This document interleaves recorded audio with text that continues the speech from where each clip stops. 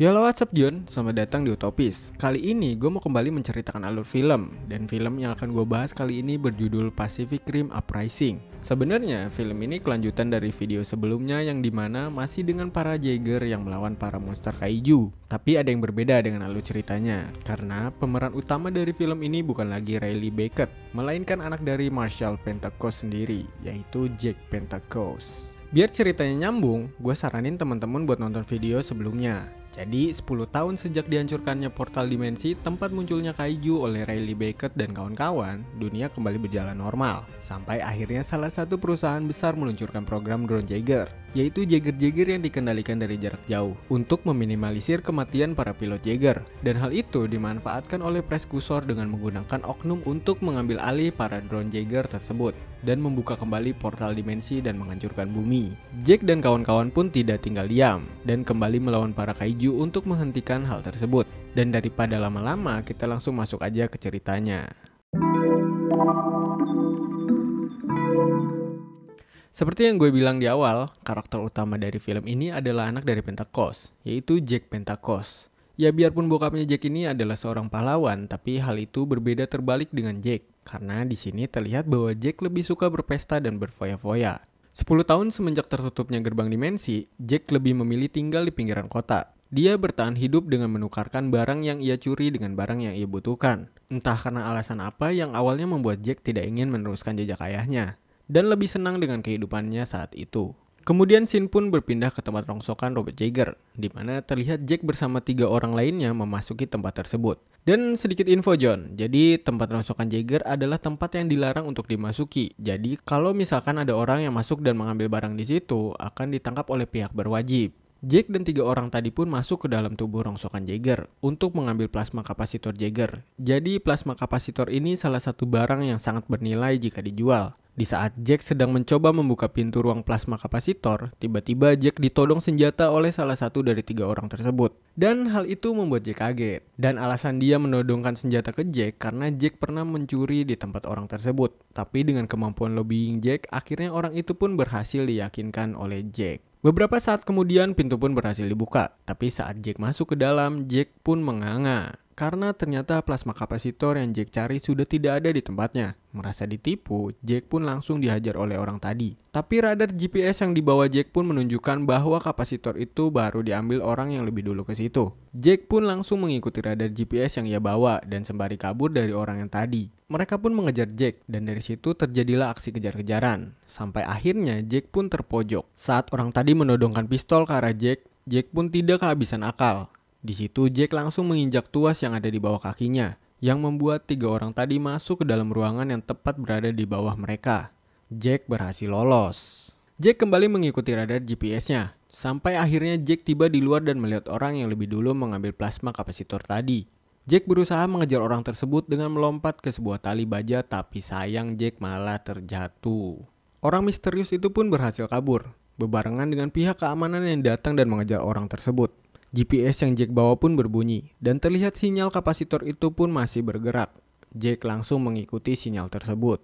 Dan keesokan harinya, Jake tiba di gudang tempat orang misterius tadi. Ketika Jake sedang melihat-lihat ruangan itu, tiba-tiba terdengar suara mesin yang berbunyi. Jake pun mengikuti kabel-kabel dari mesin tersebut yang mengarahkannya ke sebuah robot Jaeger. Saat Jake mendekati Jaeger tersebut, tiba-tiba orang misterius itu menyerang Jake. Yang ternyata orang itu adalah seorang gadis remaja yang bernama Amara Namani. Dan Amara pula lah yang udah membuat robot Jaeger tersebut. Dan Jaeger itu diberi nama Scraper. Dan sesaat kemudian ternyata pihak PPDC sudah mengetahui tempat persembunyian dari Amara dan mengepung gudang itu. Amara pun langsung berlari memasuki Scraper dan menghidupkan mesin Jaeger Scraper. Jake yang panik mengikuti Amara masuk ke dalam Jaeger Scraper. Karena Jake yang dahulunya seorang pilot Jaeger, Jake pun mencari tempat co-pilot dari Jaeger Scraper. Tapi Jaeger Scraper cukup kecil dan bisa dikendalikan hanya dengan 1 pilot. Lalu mereka berdua pun melarikan diri dari gudang itu. Saat mereka berlari menjauh dari petugas PPDC, ternyata sudah ada Jaeger November Ajax yang menghadang mereka. Jake mengira bahwa Amara akan menyerah, tapi ternyata Amara mencoba mengecoh Jaeger November Ajax dengan mengeluarkan bom asap dari tangannya. Lalu mereka pun melarikan diri lagi.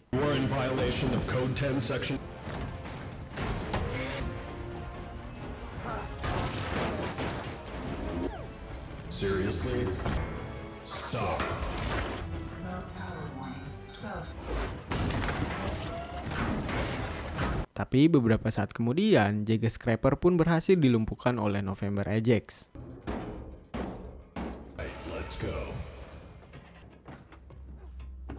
Scene berpindah di mana terlihat mereka berdua berada di dalam penjara. Jack menanyakan alasan kenapa Amara membuat robot Jagger. Alasan Amara membuat robot Jagger adalah bahwa Amara percaya bahwa suatu saat monster kaiju akan kembali dan Amara tidak mau menunggu bantuan untuk menyelamatkannya karena keluarga Amara terbunuh saat kaiju muncul.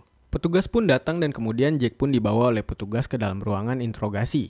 Di dalam ruang interogasi muncul hologram dari Mokomori, yaitu kakak angkat dari Jack. Jack meminta kakaknya yaitu Mokomori untuk mengeluarkannya dari penjara. Karena Jack sudah sering membuat kesalahan, Mokomori pun memberi syarat agar dia bisa bebas dari penjara dengan menjadi pelatih kadet. Jadi kadet adalah sekolah untuk para calon ranger atau pilot robot Jagger. Dan tak lupa, Mako menyuruh Jack untuk membawa Amara juga ke markas PPDC untuk mengikuti pelatihan kadet. Keesokan harinya, mereka berdua tiba di markas PPDC. Dan tak lupa Jagger Scraper pun dibawa ke sana. Kedatangan mereka pun disambut oleh Ranger Ned Lambert, lalu mereka pun mengobrol. Dari obrolan itu, Amara baru mengetahui kalau si Jack ini anak dari Marshal Pentecost, yaitu pahlawan yang sudah menutup portal dimensi 10 tahun lalu. Sambil berjalan menuju garasi Jagger, Ned memberitahu jadwal latihan kadet dan memperingatkan Amara jika dia telat dia akan dikembalikan ke tempat ia ditemukan. Tapi Amara tidak menghiraukannya, karena Amara sedang sibuk karena terpesona. Ya elah, terpesona dengan beberapa Jagger yang ada di garasi itu. Yang pertama ada Jagger Titan, dan yang kedua ada Bracer Phoenix, Jagger yang dikendalikan oleh 3 pilot, dan yang ketiga ada Saber Athena, yang merupakan Jagger tercepat, dan yang keempat ada Gypsy Avenger yang pernah dipiloti oleh Jack dan Nate. Lalu mereka dihampiri oleh seorang wanita yang bernama Jules Rice, yang merupakan teknisi Jagger, dan dari situ terlihat Jack mencoba menggoda Jules, tapi Nate tidak membiarkan hal tersebut. Lalu Amara pun diantar ke asrama para kadet. Amara pun dikenalkan ke para kadet. Dan salah satu kadet yang bernama Victoria merasa tidak suka dengan kedatangan Amara. Karena Amara direkrut tanpa melalui tes terlebih dahulu. Berbeda dengan dirinya yang harus gagal sebanyak 3 kali untuk menjadi seorang kadet. Scene pun berpindah di mana terlihat Amara sedang melakukan simulasi melawan kaiju. Tapi dia gagal dalam simulasi tersebut dengan alasan helm yang dia pakai bau sikil. Tapi Ned tidak mau mendengar alasannya. Karena Jack merasa tidak adil jika para kadet harus berhadapan dengan para kaiju yang hampir membunuh para pilot veteran. Lalu Jack pun pergi dari situ. Kemudian malam harinya, Ned menghampiri Jack yang sedang berada di dapur. Ned berbicara kepada Jack bahwa mereka berdua harus terlihat kompak di depan para kadet. Karena mereka berdua adalah panutan. Ned juga memberitahu Jack jika esok hari Shaw Industry, yaitu perusahaan besar yang membuat Jagger, akan datang ke markas PPDC dan mempresentasikan drone Jagger yang akan mereka buat. Dengan begitu, robot Jagger tidak akan membutuhkan para pilot lagi. Tapi di sini Jack berpura-pura tidak peduli karena yang ia inginkan hanya kembali ke kehidupan lamanya. Keesokan harinya, Marshal Kongguan menyambut kedatangan Li Wenxiao, pemilik program drone Jagger. Di sini juga ada Dr. Newton yang bekerja sama dengan Li Wen sebagai kepala penelitian dan pengembangan. Terlihat Mako pun ikut bersama mereka. Mako ini yang nantinya akan mengkonfirmasi layak atau tidaknya program drone Jagger ini. Lalu Dr. Gottlieb, teman lama Newton, datang dan mengajak Newton ke labnya, di mana Gottlieb ini akan membuat mesin pendorong atau roket untuk Jagger dari darah kaiju. Tujuannya agar Jagger lebih cepat menuju lokasi kaiju berada. Jadi nggak mesti pakai gerobak lagi bawanya. Gottlieb meminta bantuan ke Newton untuk membuat roket peluncur ini. Namun Newton tidak bisa membantu karena kesibukannya. Di sisi lain, terlihat Li Wen sedang mempresentasikan program Jaggernya yang akan diproduksi secara besar-besaran. Dengan begitu, robot Jagger tidak perlu menggunakan pilot. Banyak orang yang tidak setuju karena pada dasarnya Jagger harus dipiloti. Sebenarnya, Mokomori pun tidak setuju dengan program drone Jagger ini, karena drone Jagger menggunakan sistem kendali jarak jauh. Tapi di sini Mokomori tidak bisa berbuat apa-apa karena sebagian besar Dewan PPDC menyetujui program ini. Keesokan harinya, Jack dan Ned pergi ke Sydney, Australia menggunakan Gypsy Avenger untuk mengamankan acara peresmian drone Jagger. Dan terlihat Mokomori pun memantau Gypsy Avenger dari helikopter. Namun tiba-tiba ada Jagger ilegal yang muncul dari dalam air dan menembakkan rudal ke Gypsy Avenger. Hal itu membuat helipad yang berada di atas gedung jatuh dan hampir menimpa Li Wen. Tapi berhasil ditangkap oleh Gypsy Avenger yang posisinya seperti sedang menarik piring. Mako yang melihat hal itu langsung mengidentifikasi Jaeger ilegal tersebut. Namun sayang, saat akan memberitahu Jack hasil dari identifikasinya, Jaeger ilegal itu menggunakan bakatnya untuk mengacaukan sinyal. Lalu Jaeger ilegal itu kembali menembakkan rudal, dan ledakan dari rudalnya mengenai helikopter yang dinaiki Mako. Saat helikopter akan jatuh, Mako berhasil mengirimkan hasil identifikasinya ke markas PPDC. Saat Gipsy berusaha menangkap helikopter itu, namun sayang takdir berkata lain. Akhirnya helikopter itu jatuh dan meledak, dan Mako pun lewat. Jack yang sedang bersedih kemudian mendengar Amara yang sedang berlatih. Terlihat Amara selalu gagal melakukan kalibrasi, dan Jack pun mencoba membantunya dengan menawarkan diri untuk berkalibrasi dengannya. Saat melakukan kalibrasi, Jack melihat masa lalu Amara, yang dimana keluarga Amara tewas terinjak oleh kaiju. Dan beberapa saat kemudian, Jack pun dihubungi Nate untuk melihat pesan yang dikirim Mako sebelum tewas. Di sini terlihat Gottlieb sedang menyusun kembali pesan yang dikirim Mako. Setelah berhasil menyusun kembali pesan itu, ternyata yang muncul dari pesan itu adalah lambang kaiju. Setelah diselidiki lebih lanjut, ternyata lambang kaiju itu menunjukkan suatu tempat di semenanjung Siberia, yang dulunya tempat itu digunakan untuk produksi inti tenaga Jaeger di awal perang. Lalu Jack meminta izin ke Marshal Kwan untuk ke sana. Sesampainya di tempat itu, Jack dan Nate tidak menemukan apa-apa. Beberapa saat kemudian ada serangan dari arah belakang, yang ternyata itu Jaeger yang menyerang mereka di Sydney. Pertarungan pun terjadi.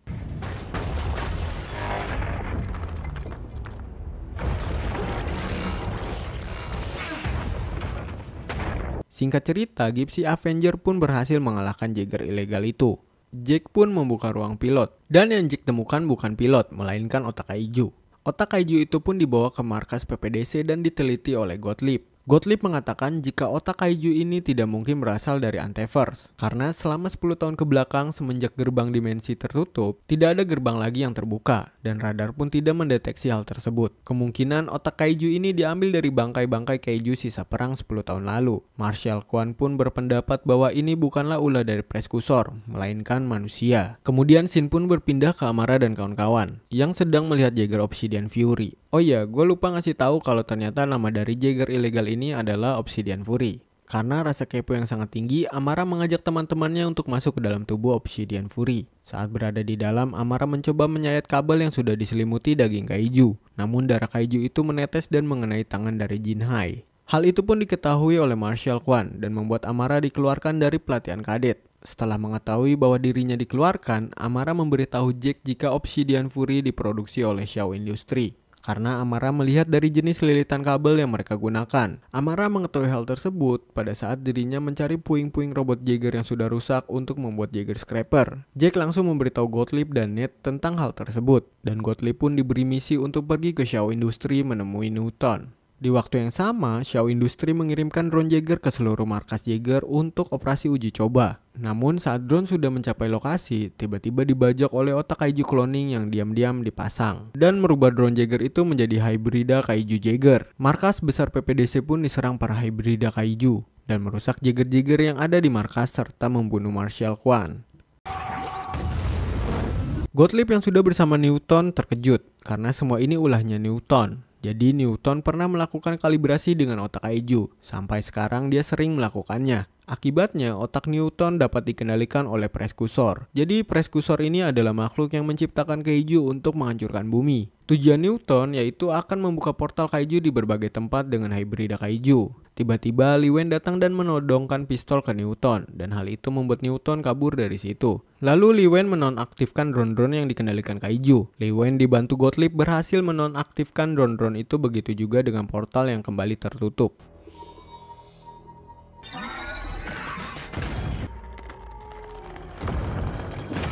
Namun ada 3 kaiju yang berhasil keluar dari portal, yang berada di Korea Selatan, Rusia, dan Cina. Mereka berkategori 4 dan 5. Gottlieb kembali ke markas PPDC bersama Li Wen untuk merencanakan penyerangan. Ketiga kaiju tersebut menuju ke Gunung Fuji Jepang untuk menyalakan cincin api. Karena Gunung Fuji punya elemen bumi langka, jika tercampur dengan darah kaiju, akan terjadi ledakan yang dahsyat. Abu vulkanik akan menyebar ke seluruh dunia, dan dunia menjadi gelap, dan umat manusia akan musnah. Para Jaeger harus menghentikannya. Tapi karena jarak yang jauh, mereka pasti terlambat untuk menghentikannya. Kini temuan Gottlieb, yaitu roket yang terbuat dari darah kaiju, akan digunakan.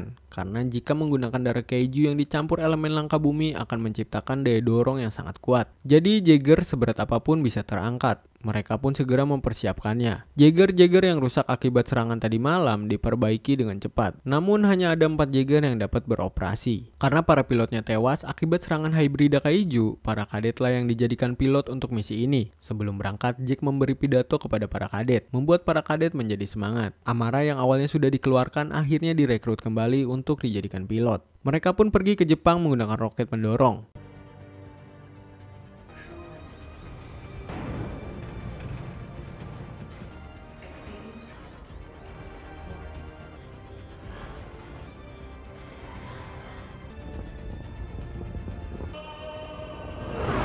Para kaiju yang sudah sampai di Jepang membuat kekacauan dan membuat semua orang berlarian menyelamatkan diri. Para Jaeger pun datang, dan Gypsy Avenger sebagai pemimpinnya. Tanpa basa-basi, mereka langsung menyerang ketiga kaiju tersebut. Di sini mereka berhasil membuat kaiju hampir kalah. Namun Newton yang dari tadi melihat pertarungan mereka melepaskan parasit robotik dari pabrik Shaw Industry di Jepang. Parasit itu bergerombol menuju ketiga kaiju dan merambat ke tubuhnya, membuat ketiga kaiju tersebut menjadi satu dan berubah menjadi mega kaiju. Para Jaeger mencoba menyerangnya, namun mereka dengan gampangnya dikalahkan oleh Mega Kaiju. Hal itu membuat Shures mati, dan ketiga dari 4 Jaeger dihancurkan. Di sini tinggal Gypsy Avenger yang tersisa. Jack dan Nate menyerang Mega Kaiju itu lagi, namun usaha mereka sia-sia. Gypsy Avenger nggak mampu melawannya, dan hal itu membuat Nate terluka parah dan tak bisa lagi mempiloti Gypsy Avenger. Setelahnya, Amara segera berlari menuju Gypsy Avenger untuk menggantikan Nate mempiloti Gypsy.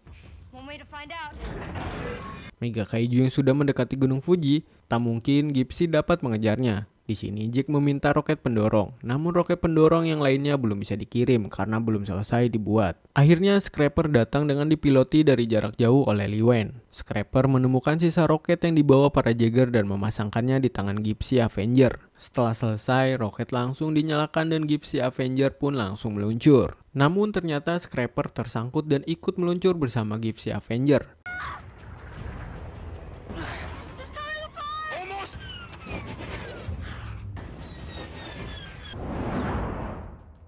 Saat Gypsy akan menabrakkan diri ke kaiju, kapsul pelontar Jack ternyata rusak, dan hal itu membuat Jack dan Amara pasrah. Tapi Scrapper yang sebelumnya tersangkut menyelamatkan mereka, membawa mereka keluar dari Gypsy.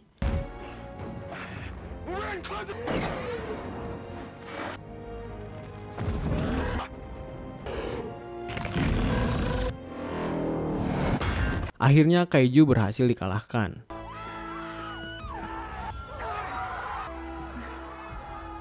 Di sisi lain, Newton yang terlihat akan kabur langsung dihajar oleh Nate, dan kemudian Nate pun menangkapnya. Dan di akhir film, Newton yang sedang ditahan oleh PPDC kemudian dirasuki oleh Preskusor dan mengatakan jika semua ini belum berakhir dan para kaiju itu akan kembali datang. Lalu di sini Jack menghampiri Newton dan mengatakan jika dia tak perlu repot-repot untuk hal itu, karena nanti Jack dan yang lainnya lah yang akan menghampiri mereka. Film pun selesai. Dan itulah film Pacific Rim Uprising. Jika kalian suka dengan video ini, jangan lupa like, comment, share, dan subscribe. Karena itu adalah salah satu bentuk support terhadap channel ini agar channel ini makin terus berkembang. Dan tentunya membuat gue semakin semangat membuat video-video yang lainnya. Dan juga agar teman-teman gak ketinggalan updatean-updatean terbaru dari channel ini. Oke lah, segitu dulu dari Utopis. Thanks for watching. Utopis pamit. Ciao. Peace out.